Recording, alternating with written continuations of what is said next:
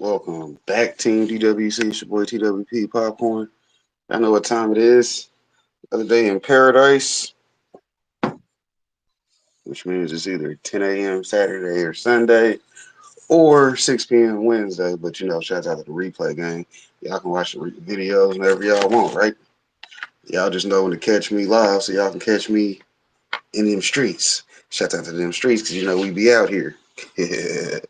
Speaking of being out here, we're going to get straight into a video because it's an interesting topic. Shout out to the topics. You know how we do. Some days we stay on topic. Some days we be chilling.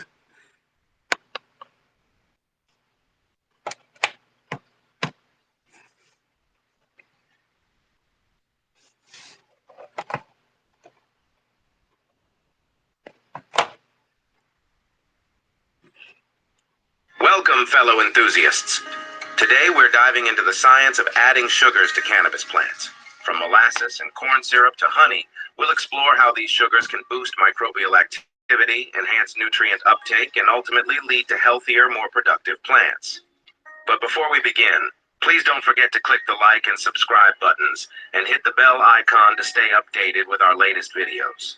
Also, please remember that this is an educational video and therefore all information provided is for informational purposes only. Let's dive into the sweet details.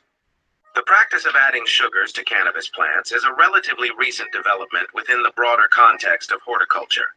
In recent years, scientific research has begun to validate the benefits of adding sugars to improve cannabis plant growth. Studies have shown that sugars can enhance microbial activity, improve nutrient availability, and even influence plant metabolism. For instance, studies have demonstrated that adding sugars can increase the population of beneficial bacteria and fungi in the soil. These microbes play a crucial role in breaking down organic matter, releasing nutrients, and protecting plants from pathogens. By providing a food source for these microbes, sugars help create a healthier and more dynamic soil ecosystem.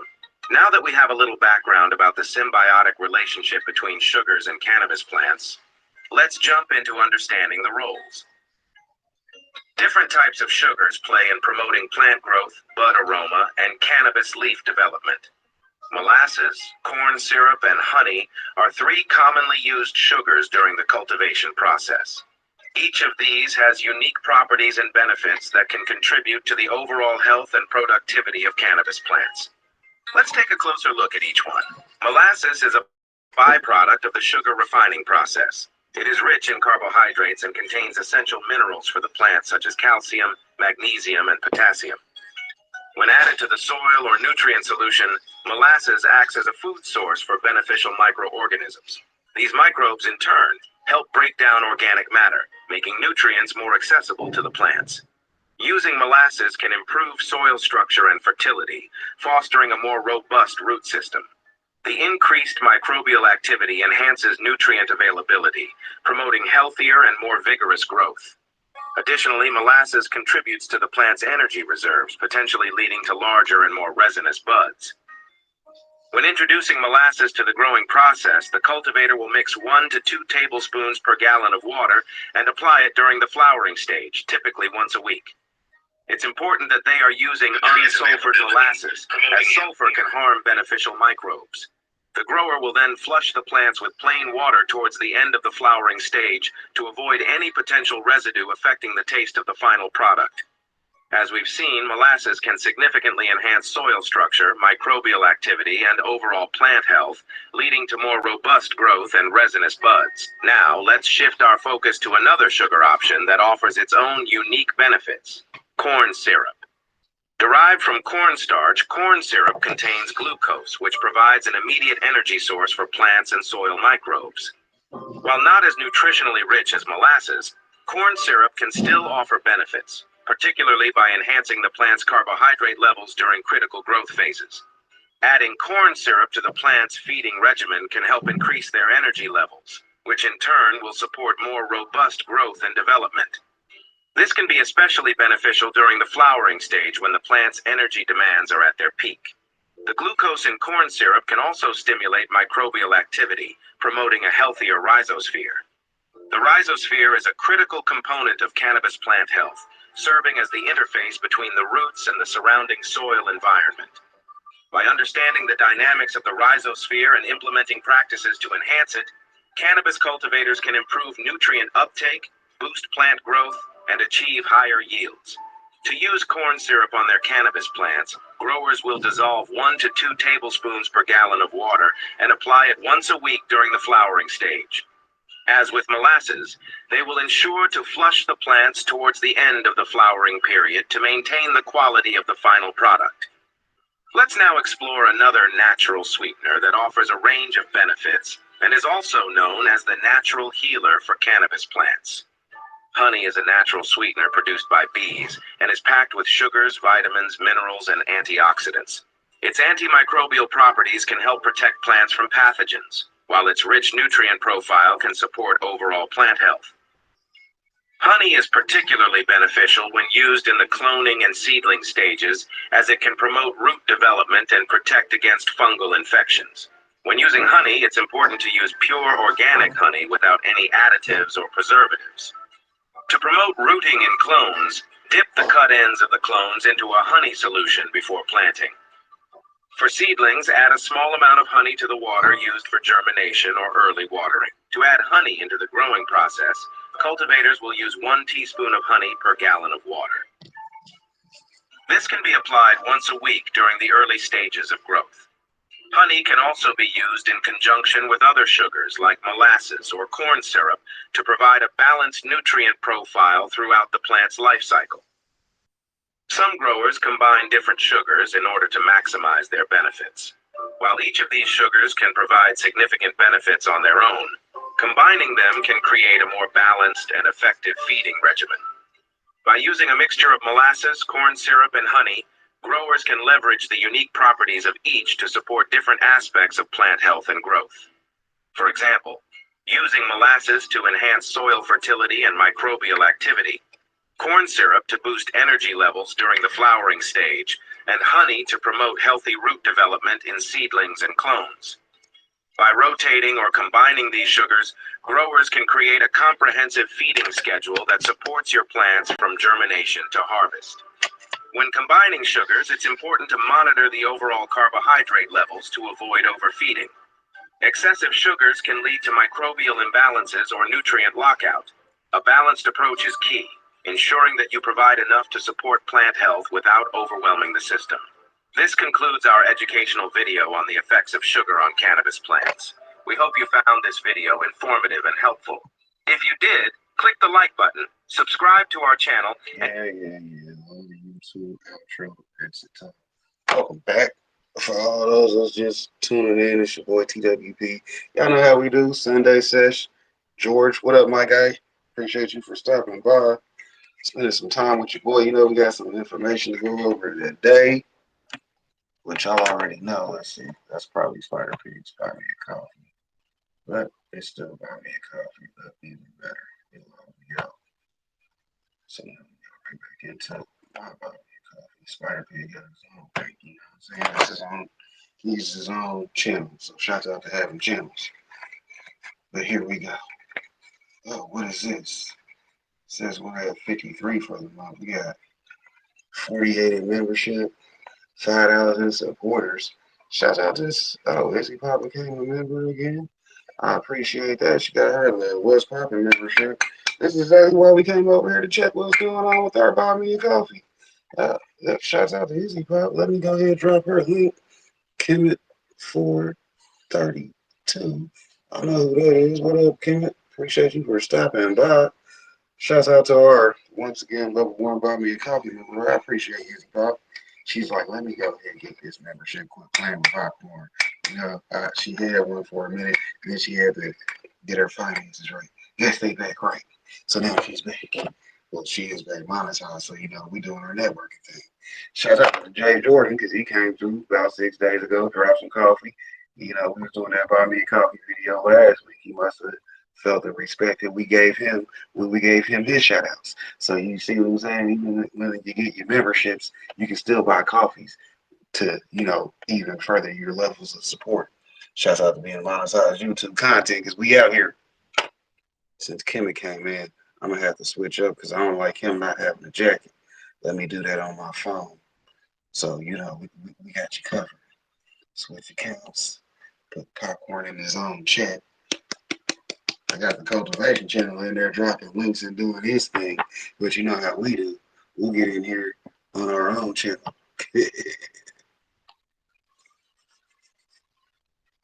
That way I can go ahead and thumbs up my video and add moderators. Because, I like people to be active. My little nigga in the chat. What up, Jeremy? Appreciate you for waking up, spending some time getting some information with your big homie. Anyway, let's get back to what we doing. Let's see, we got a playlist, but we was talking about buy me a coffee. Okay, we did get Izzy as a new member, so that's always good. Let's go get the page. Let's go get the page. I'm gonna check out that buy me a coffee link. It's down in the description. So y'all come over here. And YouTube, they are the platform we like to be on. But we're also on Rumble and any other platform I like to be on. But you know how we do. Link up with the Buy Me a Coffee to be a member, and then we'll represent you everywhere we are. You dig? Because that's what we do. We promote our members because most of them are content creators, and we out here getting our networking. 2024, that's how we get them bags up, right? Yeah, we had people come through do their networking. Shout out to Izzy Pop. She actually has a good thing she's got going on over there. So y'all can go over there and check her out because I ain't gonna tell you about her. I'm gonna just recommend her. Y'all can go figure out how you can benefit from knowing her. That's up to y'all. Yeah, but I ain't gonna tell you. Yeah, y'all see, she's a member over here, so we definitely appreciate that. Let's see where we going. Where we going? Oh, let's check out the. Y'all already know about me coffee. We did a whole video about that last week in case you knew. If you are new, go check out last week's video. Just keep scrolling down the videos. Then come back and watch this one after you watch the ones that were before, right? Yeah, you'll be okay. It's only 1,300 videos that you gotta go watch, and then you can come back and watch this one. But hey, I appreciate the watch time hours and all the red bars. Shouts out to the red bars on video, because that means y'all watching them. If you ain't watching them, you better figure it out. Let's see. Hemp info search. That's this video currently, so it's not really nowhere yet. Yesterday's video was at 6 views on 4 of them unique views, which I don't remember what they say that's from. So I got to check back into that. But hey, it's views on Rumble, so we getting views on Rumble. Shouts out to Rumble. We are in the studios. That's how we're able to go live on YouTube and Rumble. They have multiple platforms that you can access and go live on. So make sure y'all use Rumble Studios, and it's currently free. So you dig? You get your Rumble Studios. You can see what all platforms you can go live on simultaneously, and that way you ain't got to be putting in too much work more than what you already planned on putting in. You had a video for one platform, you ain't got to edit it. Just do what you see me doing.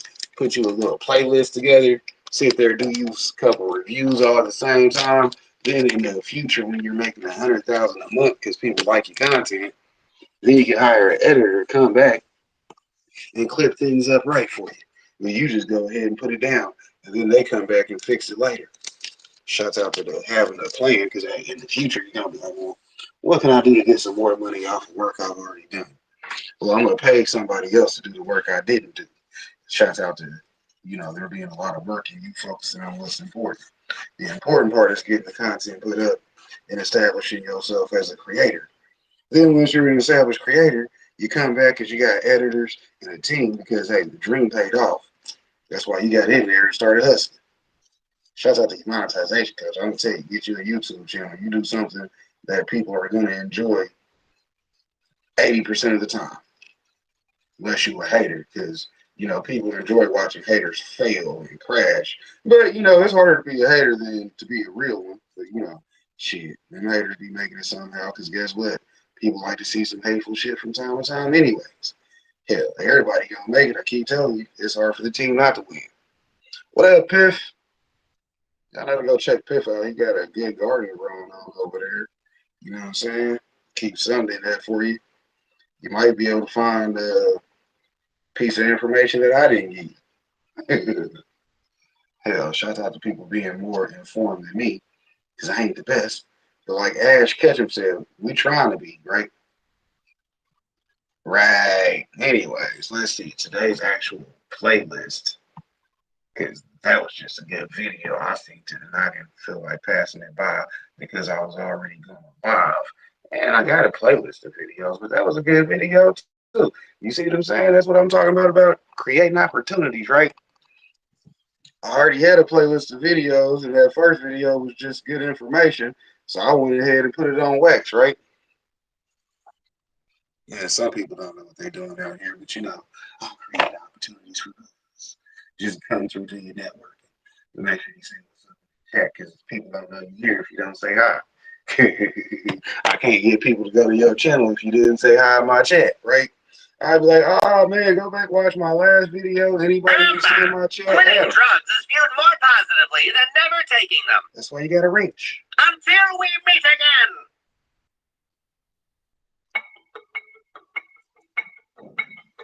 My first experience with cannabis was in college. I was always under the impression that marijuana was dangerous and this gateway drug, and you were going to ruin your life if you ever touched it.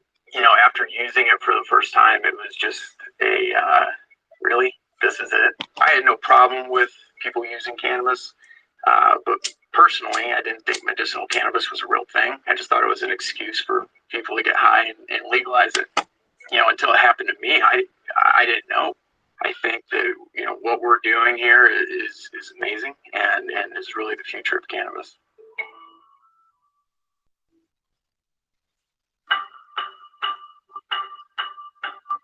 In 2018, the federal government legalized hemp and all of its derivatives, isomers, and extracts through the Agricultural Improvement Act. This law has created a hemp products industry that rivals the legal marijuana market. In 2022, hemp sales hit $28 billion, while cannabis sales were $26 billion. Since hemp and marijuana are different varietals of the same plant, Cannabis sativa L, they contain the same compounds, and hemp can be used to make products of similar potencies as those found in state-regulated marijuana dispensaries. Companies like 3G use hemp-derived CBD, a non-psychoactive cannabinoid, and convert it into THC, the compound in cannabis known for getting consumers to use it into edibles and vapes. So long as each product is made from hemp, defined as cannabis that contains 0.3% of delta-9 THC or less, the products are technically legal at the federal level. 3G is a cannabinoid research and development lab. We're also a product manufacturer and a product distributor. 3G is in the hemp industry, and that differs from the marijuana industry in the sense that hemp is federally legal and marijuana is federally illegal, which provides us a lot of benefits over the marijuana industry in that we can ship interstate, we can advertise, and we can run our businesses more similar to a normal company than marijuana can. I started 3G to really pay forward what cannabis did for me. I'm a biochemist. I enjoy science, and I love using that, and I had been formulating products and using my science degree for that for a while. I had gone to a cannabis conference out in Portland because I had a lip balm company that was taking off, and it was a flavored lip balm that people were loving so much. They were eating it off their lips so fast, they said, hey, turn this into an edible, and I didn't know what that meant. While I was out there, I was trying to find the THC to put in this stuff and couldn't find it. Nobody would sell it to me. So somebody told me, hey, you can just take hemp distillate and try that. And by the way, you should try this for your shoulder. And I had had debilitating shoulder pain for about 3 years up to that point where I gradually lost the use of my right arm almost completely. I gave myself a pain rub. And I tried everything else before this, right, outside of surgery. And within a week of using it, I had to use my right arm back.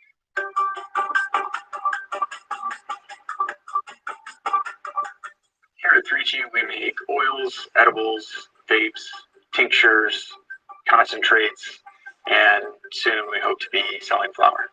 The oil is the starting point for these products. So those are the cannabinoids. A cannabinoid is the primary active ingredient in cannabis. when you're using cannabis and you're feeling the effects, that is the cannabinoids at work.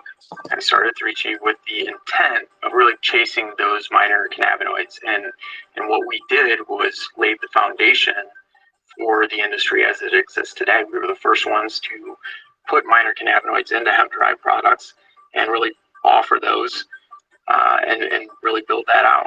And at the time, we saw really people were only focused on two cannabinoids. You know, in the marijuana industry, it was Delta-9 THC. In the industry, it was CBD.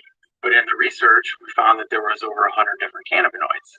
I just looked at that and thought that was a major miss, and that there was so much potential because of what we're seeing, you know, the power of CBD and the power of Delta-9 THC.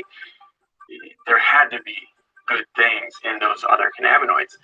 Maybe they've been made in a lab like in 1940 and just to make it, but to make it, you know, at a scaled level where it's purified and then to begin to understand what the effects actually are, I mean, that's new territory. We're breaking new ground, and it's just an incredibly exciting and awesome thing to be a part of.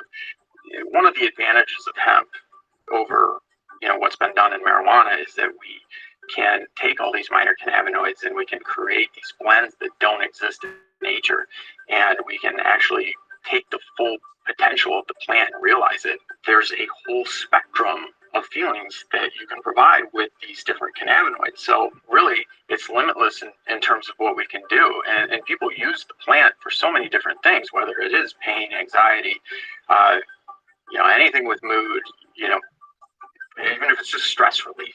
Stress is one of the biggest contributors to medical problems. You know, so I would argue that you know, almost all use of cannabis has some medicinal quality to it. This is the final stage of making the finished oil. From here, we can put that oil into gummies or vapes or other kinds of products, but this is where the finished concentrate form of Delta-8 is created. So here's our GC testing machine, one of them. We use this to just ensure that we have exactly what we want in our oils before they go into the manufacturing process. So we want to make sure that all the solvents are out. We want to make sure that the cannabinoids are correct. I would be surprised if any other company tests their products throughout the process as much as we do.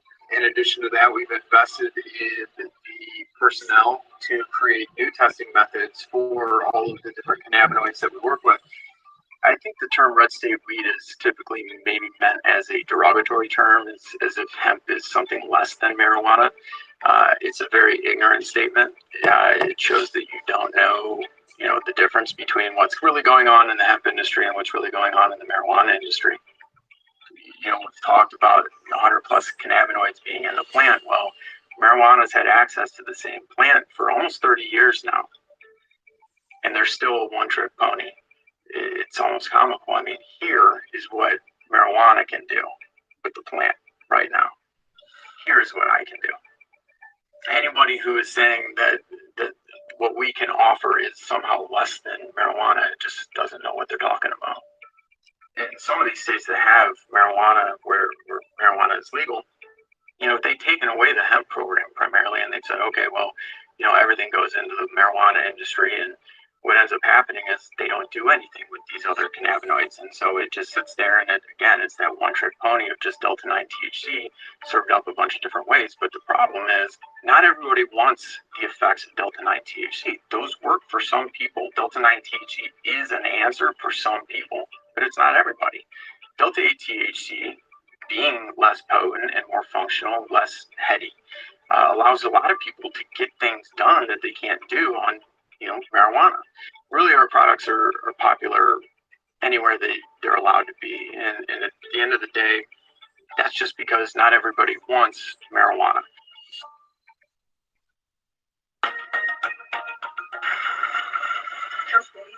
Uh-oh, he said take the gazebo down for the winter. People out there putting in their work. Hopefully you got a camera. Not good content. In the cannabis industry appreciates the ingenuity of entrepreneurs like your Nick. And marijuana lobbyists, many politicians, Law enforcement and state licensed weed companies describe the federal. And by good content, I always mean whatever you're doing is going to be content. Somebody will enjoy watching you put in some work. Because guess what? I mean, it's the workbook 2024 for a reason. We show the work. That way people can appreciate the work put in. You see what I'm saying? There can be no appreciation for your work if you don't show it. You see what I'm saying? Hey, shout out to workbook. It was a whole concept. Message. Legality of hemp-derived cannabinoids as an unintended loophole. In late March, 21 state attorneys general, including Indiana's Todd Rokita, whom 3G is suing over his opinion that THC chemically derived from hemp is illegal, sent a letter to members of Congress asking them to remove the protections of hemp-derived cannabinoids from the Farm Bill the next time it is reauthorized. The 2018 Farm Bill is what opened up this entire industry. It allowed for hemp to be sold and hemp-derived products to be sold federally across state lines and without concern for the Controlled Substances Act. These products are legal in Indiana, and so we've worked with the government for the last 4 or 5 years. We've had politicians out to our facility and walked them through and been very open with the state in terms of what we do and why it's not something to fear. At the end of the day, a lot of people are still controlled by that reefer madness propaganda that they grew up with, and it's especially strong in a state like Indiana. What we've been trying to get passed in Indiana for the last 4 years is a bill that puts regulations and guardrails on this industry. We've been trying to get it to a point where it's 21 and up everywhere you go, and just make it safer for people. We wanted testing. We want flour to be available again, because currently it's not. That was taken away. And we really just want the same level of opportunity that other states have. So I think there is going to be a change in administration coming up here, and hopefully, That's so easy. It says you're only going to have problems trying to mail around the flour.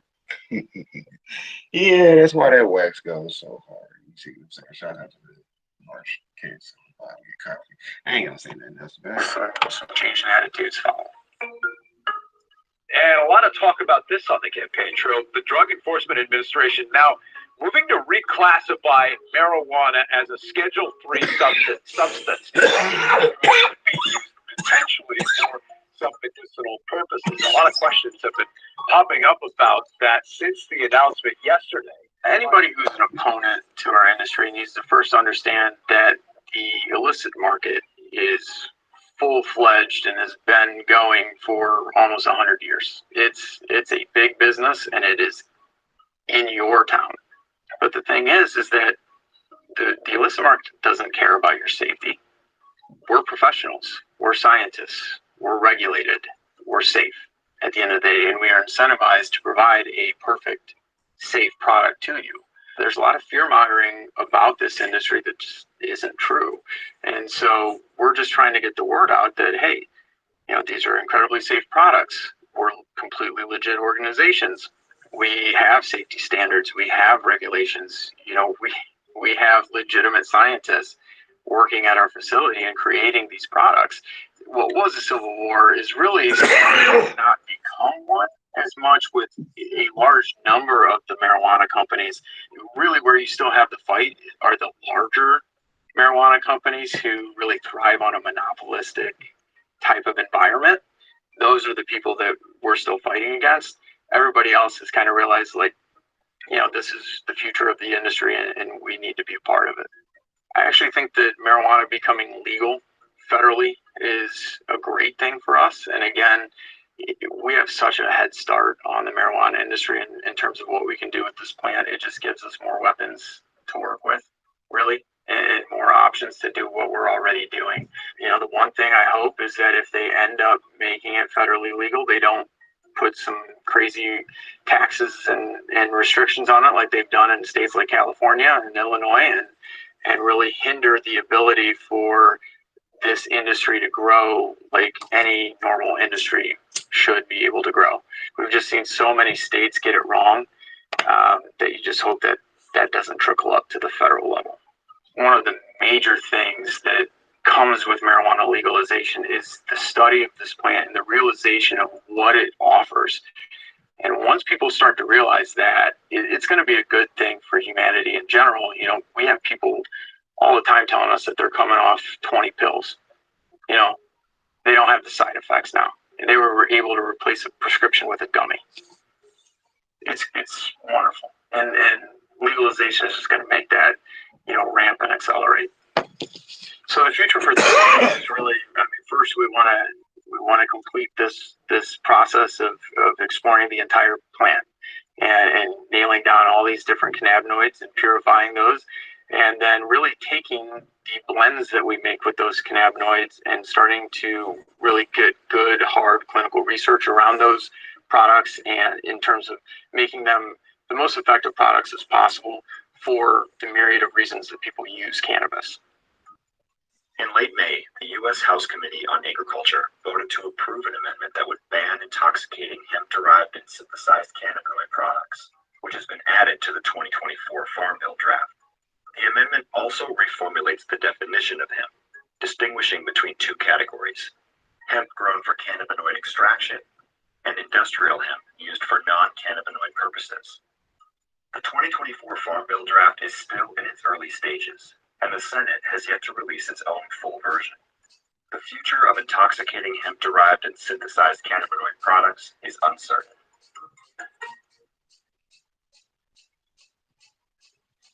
This video might get restricted on YouTube, so y'all know y'all better catch the replay on Rumble.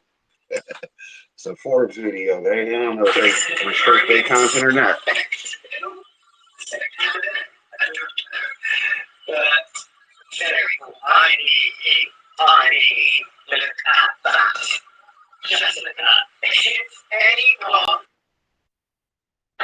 Right now, lawmakers on Capitol Hill are considering a bill that could change the agriculture and farming industry when it comes to the sale of hemp. WCNC Charlotte's Miles Harris joining us in the studio. Miles, this bill could force some big changes to some businesses across the Carolinas. Yeah, you're right there, Colin. Dispensaries are really on alert here. Now, if the proposed changes to this farm bill are made, it would change the sale of hemp products.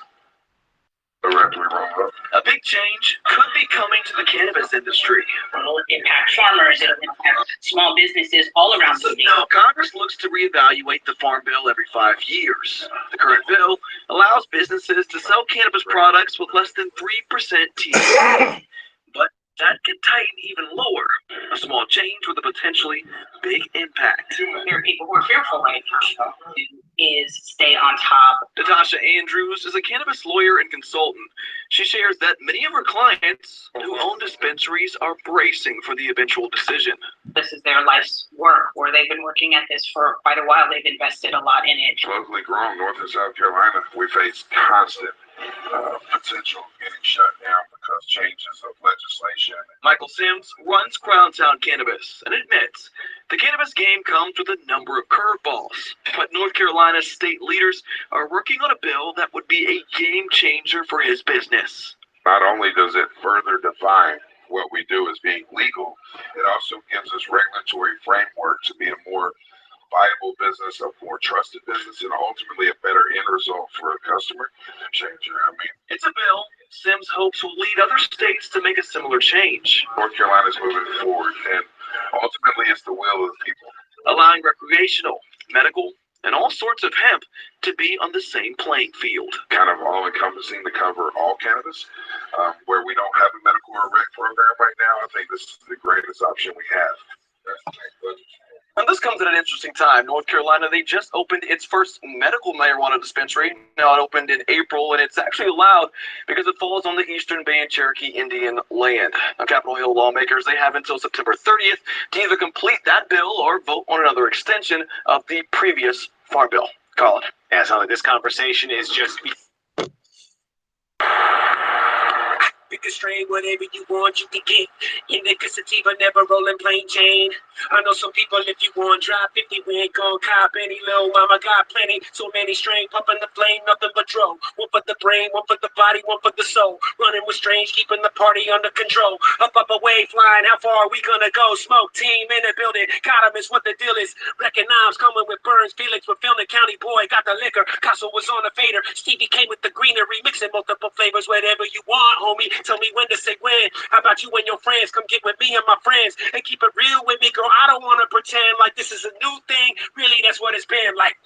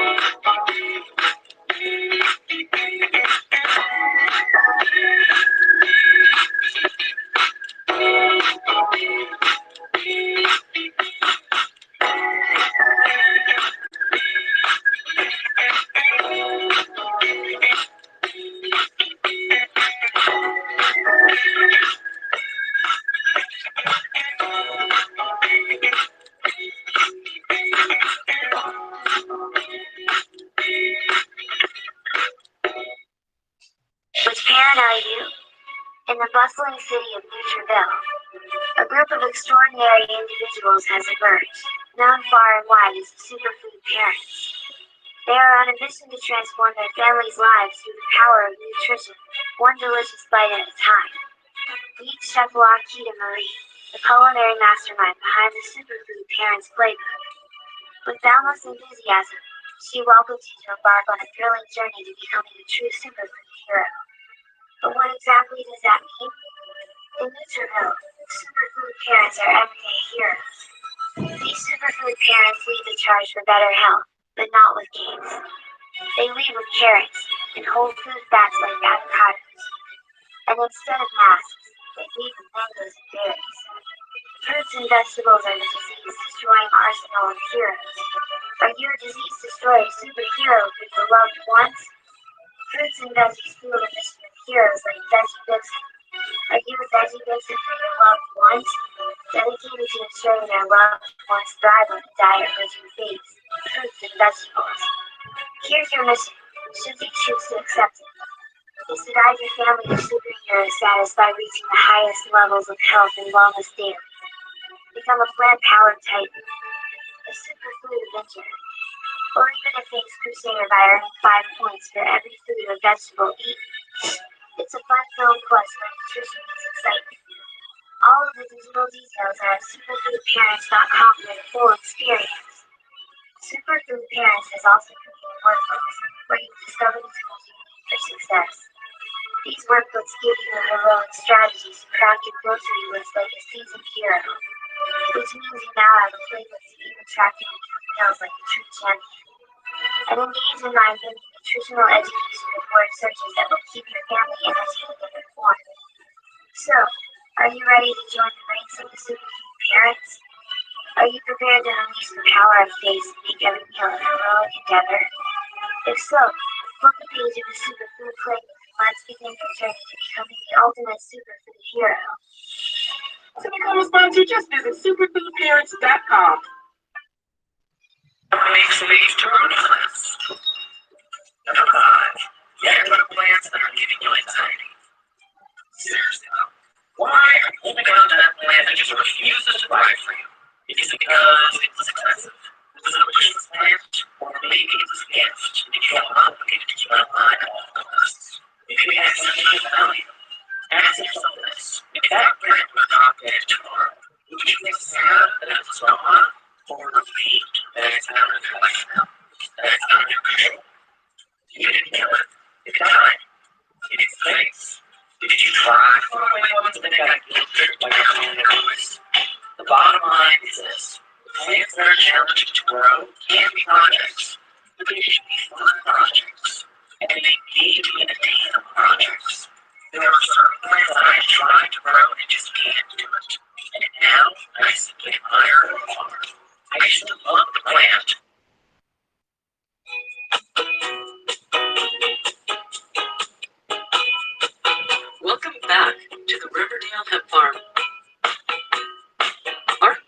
growing season has finally ended,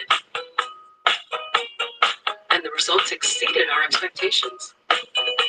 The plants averaged 15 to 20 feet in height, and our yield was 50% greater than historical records. Several factors led to our achievement.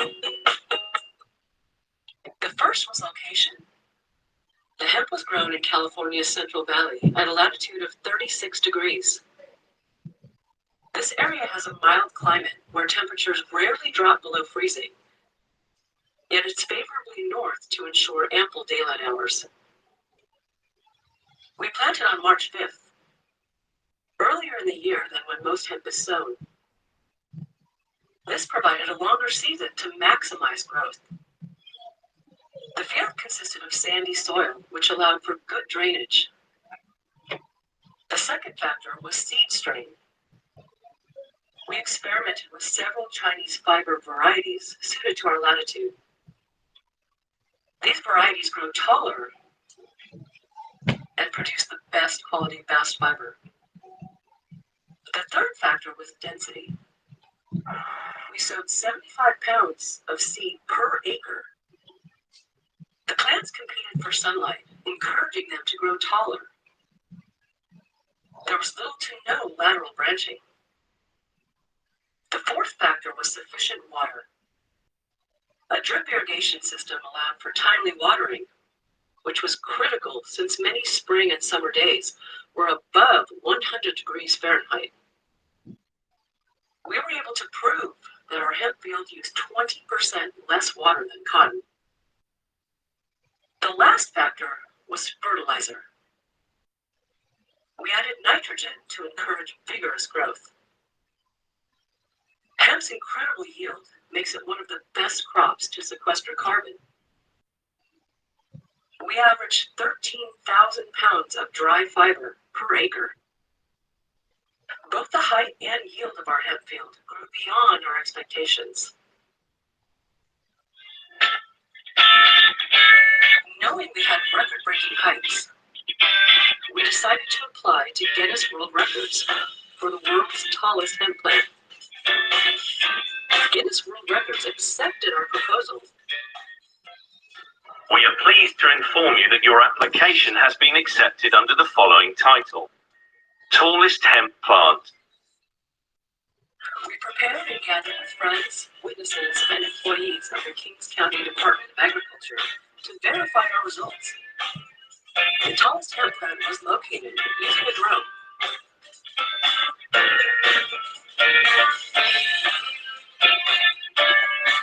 We waded through the dense field and harvested our prize.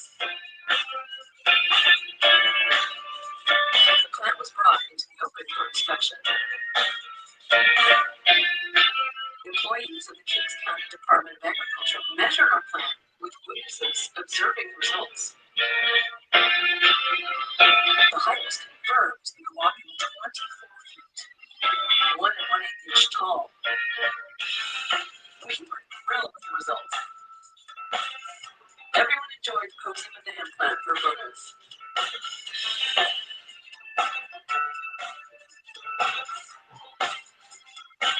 We then submitted our achievement to Guinness World Record. So what was the result? After waiting patiently for a number of months, we were notified of their decision. Even though our application had originally been approved, lingering drug war hysteria precluded Guinness World Records from considering our results. The title you have applied for has been deactivated as it does not comply with our tobacco and cannabis policy. We do not accept applications or create new record titles that are related to the consumption, preparation, purchase or use of tobacco, nicotine or cannabis products. In this instance, cannabis products include all cannabinoids, including CBD oil and THC, as well as hemp. We argue that industrial hemp is not marijuana, does not contain cannabinoids, and is not a consumable product, but they would not budge from their decision. And we were not awarded the record for the world's tallest hemp plant. Despite this setback, we will continue to persevere. We have written a paper detailing how to grow hemp for fiber, which is available for download at the end of this video and on our website. Once again, we're growing industrial hemp this year, and we'll be experimenting with unique, cost-effective harvesting and decortication methods to improve profitability. This is the moment for hemp to re-emerge. Better for the farmer, better for the environment, better for the planet.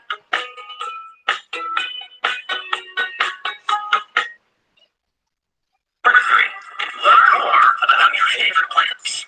I cannot emphasize enough how much my appreciation for the plants I already have in my collection has grown simply by knowing more about them, researching their native habitat, the history of their cultivation, their cultural significance in various parts of the world.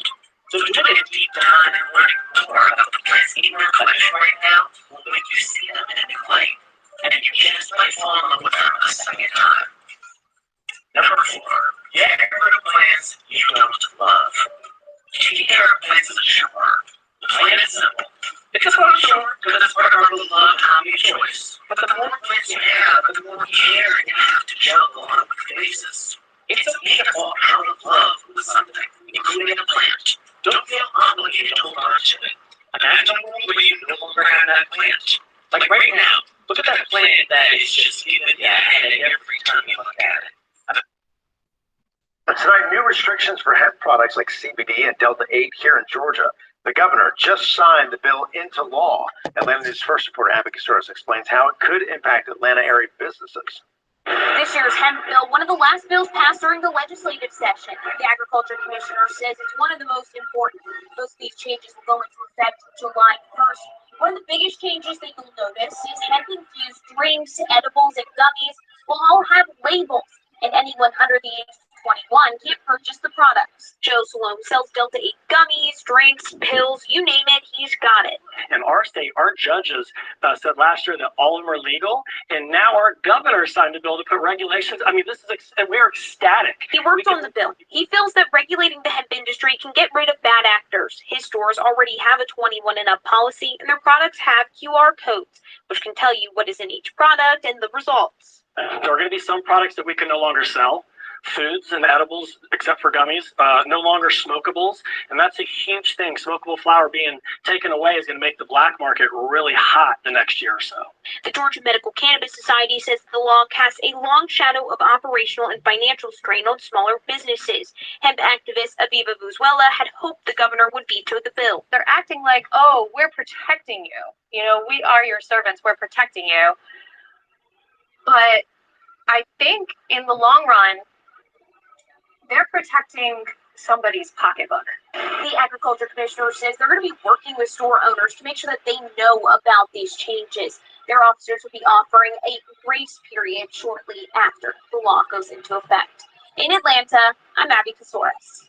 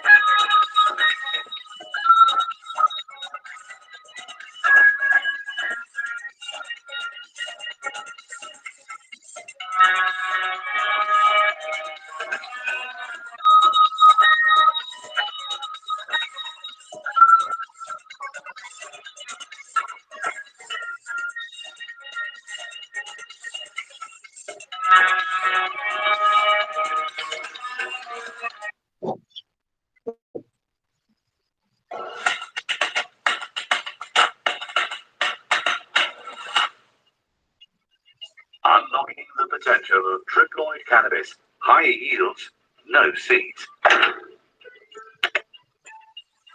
Today, we're diving into the exciting development of cannabis genetics, triploid cannabis.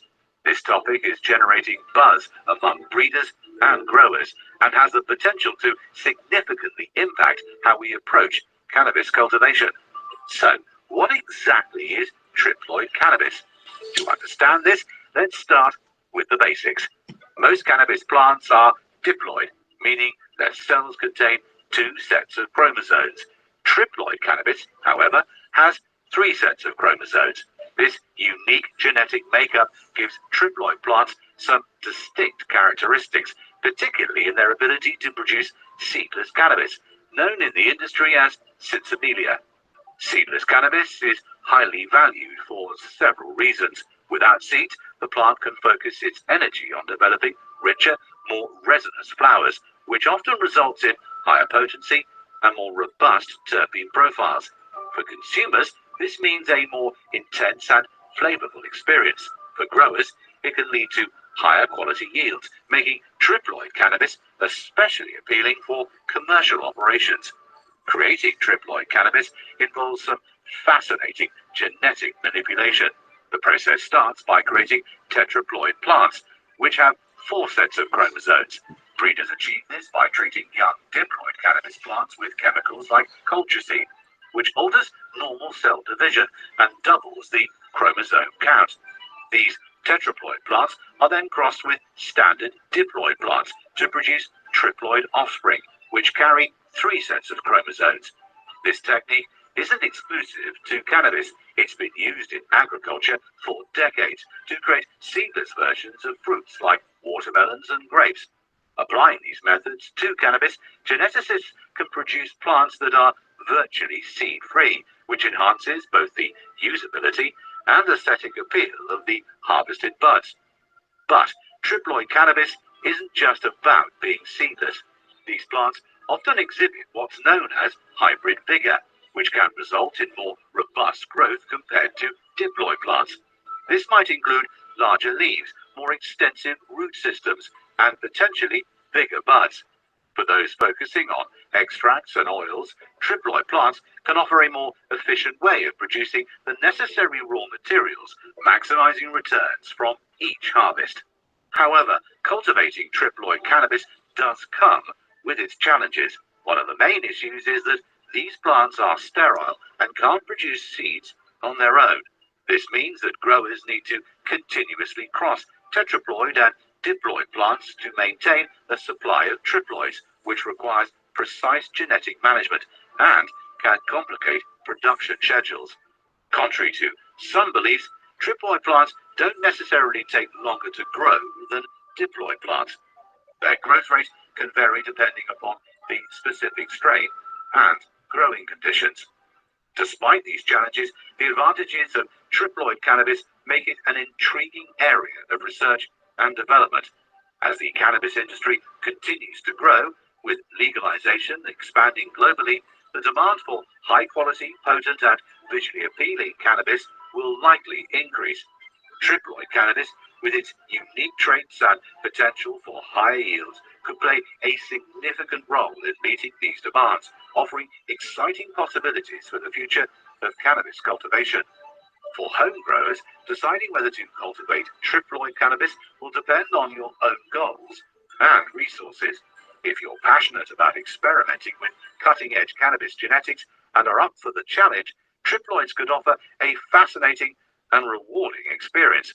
But if you're looking for a simpler growing process with quicker harvest cycles, sticking with traditional diploid plants might be more your speed.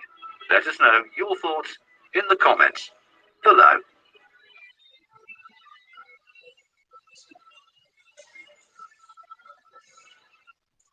Yeah. So like Fox Farms though, like I noticed like so if you're going to plant some Fox Farms ocean forest, you're saying.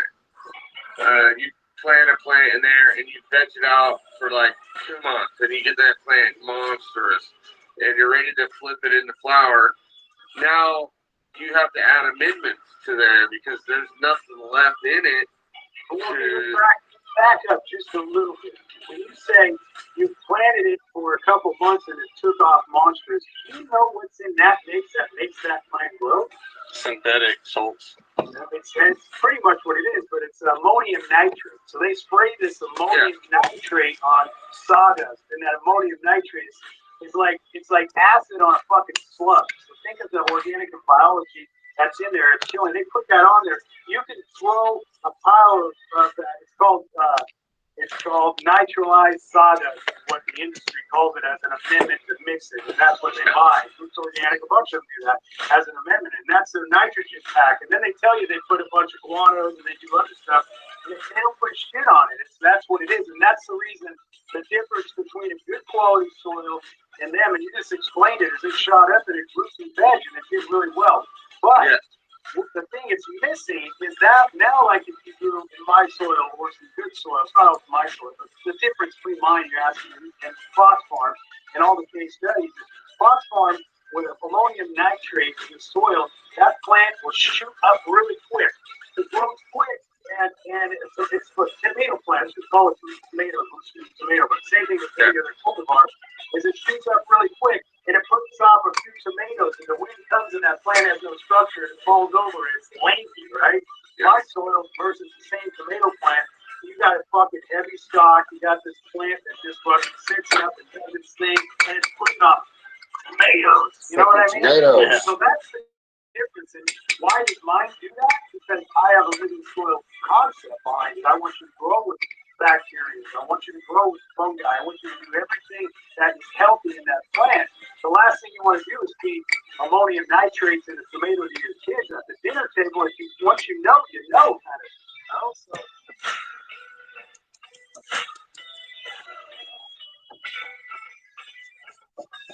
Don't do it, you know.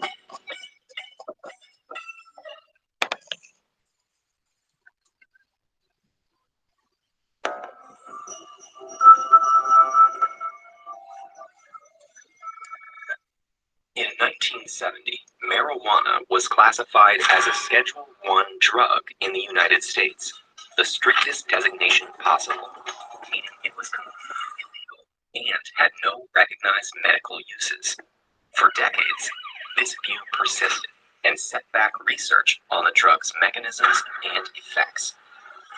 Today, marijuana's therapeutic benefits are widely acknowledged, and some nations have legalized medical use or are moving in that direction. But a growing recognition for marijuana's medical value doesn't answer the question, is recreational marijuana use bad for your brain? Marijuana acts on the body's cannabinoid system, which has receptors all over the brain and body. Molecules native to the body, called endocannabinoids, also act on these receptors. We don't totally understand the cannabinoid system, but it has one feature that provides a big clue to its function. Most neurotransmitters travel from one neuron to the next through a synapse to propagate a message. But endocannabinoids travel in the opposite direction. When a message passes from the one neuron to the next, the receiving neuron releases endocannabinoids. Those endocannabinoids travel backward to influence the sending neuron, essentially giving it feedback from the receiving neuron. This leads scientists to believe that the endocannabinoid system serves primarily to modulate other kinds of signals, amplifying some and diminishing others. Feedback from endocannabinoids slows down rates of neural signaling. That doesn't necessarily mean it slows down behavior or perception, though. For example, slowing down a signal that inhibits smell could actually make smells more intense. Marijuana contains two main active compounds, tetrahydrocannabinol, or THC, and cannabidiol, or CBD. THC is thought to be primarily responsible for marijuana's psychoactive effects on behavior, cognition, and perception, while CBD is responsible for the non-psychoactive effects. Like endocannabinoids, THC slows down signaling by binding to cannabinoid receptors, but it binds to receptors all over this sprawling, diffuse system at once, whereas endocannabinoids are released in a specific place in response to a specific stimulus. This widespread activity, coupled with the fact that the cannabinoid system indirectly affects many other systems, means that each person's particular brain chemistry, genetics, and previous life experience largely determine how they experience the drug. That's true much more so with marijuana than with other drugs that produce their effects through one or a few specific pathways. So the harmful effects, if any, vary considerably from person to person. And while we don't know exactly how marijuana produces specific harmful effects, there are clear risk factors that can increase people's likelihood of experiencing them. The clearest risk factor is age.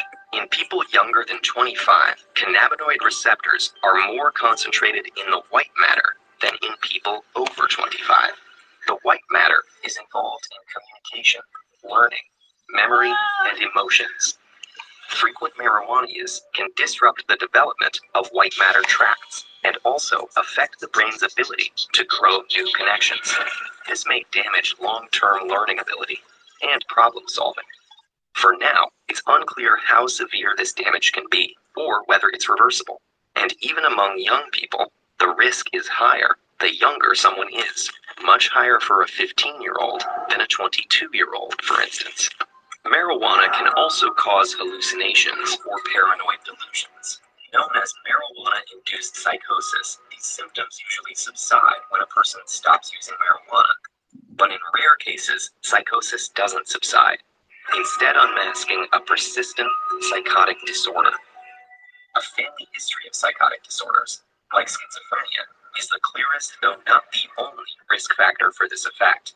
Marijuana-induced psychosis is also more common among young adults, though it's worth noting that psychotic disorders usually surface in this age range anyway.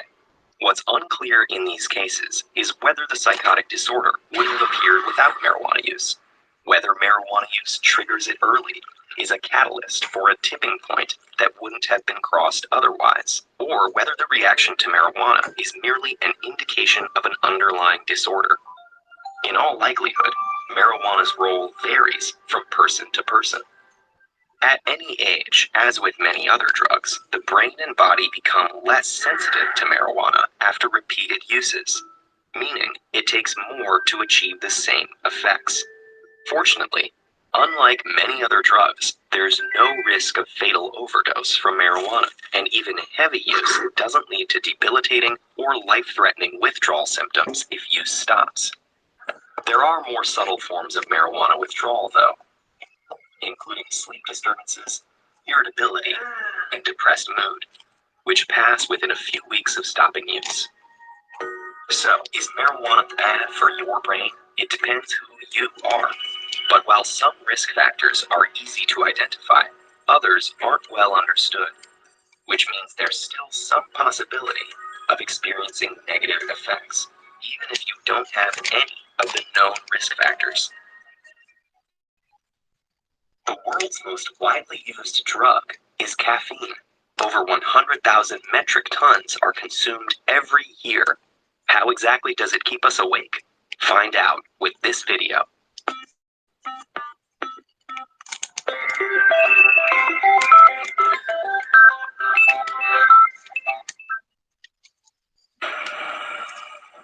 So this is day 3 of the KOV challenge. So one of the things that we're supposed to do is ask a question. And one of the questions I'm interested in is, what do you think about my channel? When I started this channel, I started it, well, for me, I'm a type A personality and I needed to relax. I have some disabilities that are related to stress. And it seems like people like them and watch them. But you guys tell me what you think. Bye.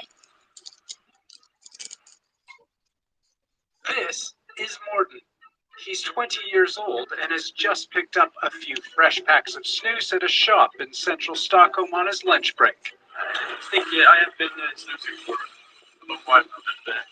I just think it's relaxing. Snus is a tobacco product that comes in small pouches. It's tucked under the lip to get a nicotine buzz.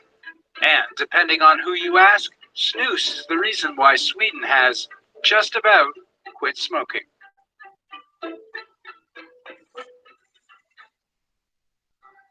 Only 5.6% of Swedes smoked in 2022. That's the lowest percentage in Europe and within touching distance of the 5% target where a country can declare itself smoke-free. Swedish smoking rates have fallen by over half in the past 15 years. Today, only 5% of men and about 6% of women smoke. But about 15% of the population uses snus, mostly men, but women are a fast-growing market. Women tend to use nicotine pouches, a relatively new product that appeared less than a decade ago. Think of them like snus, but with no tobacco. Instead, they're made of plant fibers combined with nicotine. I'm at Nicoteket. This is a nicotine store.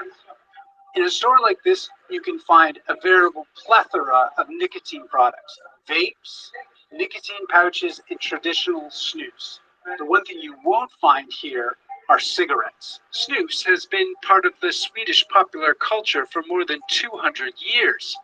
Now, it's making a comeback. Snus fans say Sweden's centuries-long experiment provides the roadmap for the rest of the world to finally quit using cigarettes. But policymakers and health advocates are divided over its use. In the EU, there are hints legislators could move to ban tobacco-free nicotine pouches. That would represent a severe economic threat to nicotine pouch makers.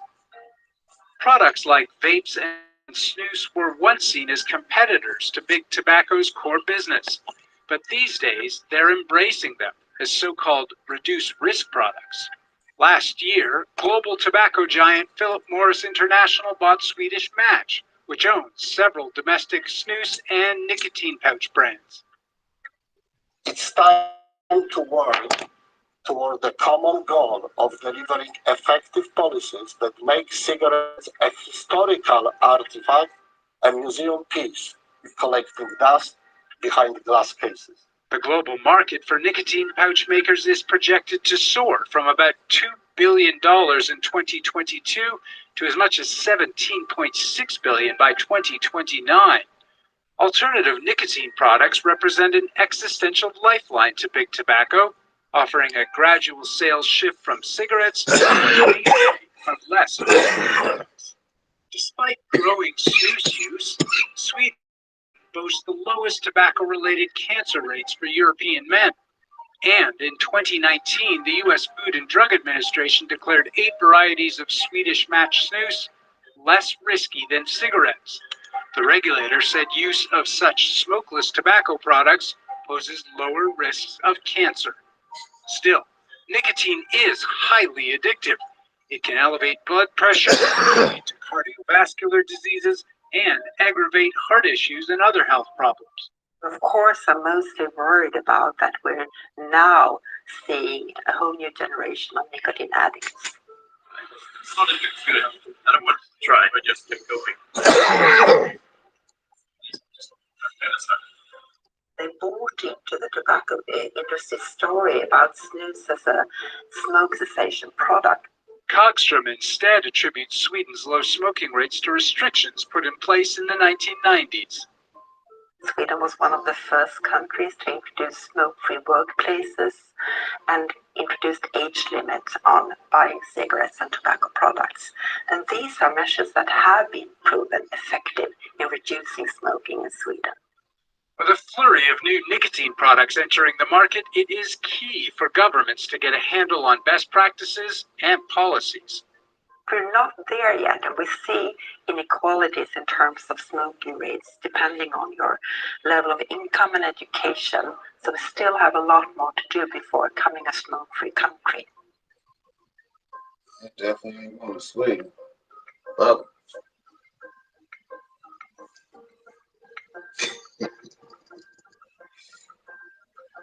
y'all can be smoke free over there.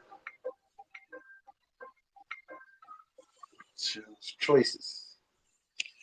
I'll choose to smoke over here. Get it, gas, when I'm different competition, getting past, living fast, furious, staying on track, never worry when I'm spinning, last better getting back, right from a dog, alphabeted on us, you gon' get it back, never split this pack, whenever I witness cap, we ain't fucking with your fiction, facts, your conviction lacks, when I get up in my bag, I'ma spend, we ain't tripping off tats, clipping this tag, working on my wish list, cooking this cake, let me flip this stack, you a flash in the pan, in the can, but deep in the pack, this a damn, putting tracks in the sand, pushing my craft at the fan, got the people all clapping their hands, putting cash in my brand, keeping my octane high, my grade premium, not 8-9 or 8-7, and when I run across state line, I'm 9-1, I gun it, clock great time, my time come, disappearing in the dark horizon, way I cut turns, I'm as sharp as diamonds, got them on tilt like a car's alignment, this is raw refinement, not a hard assignment, I'ma give it gas, give it gas, bitch.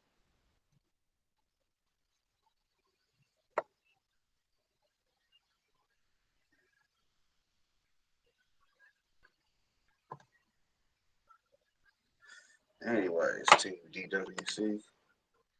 Let's see. Right here.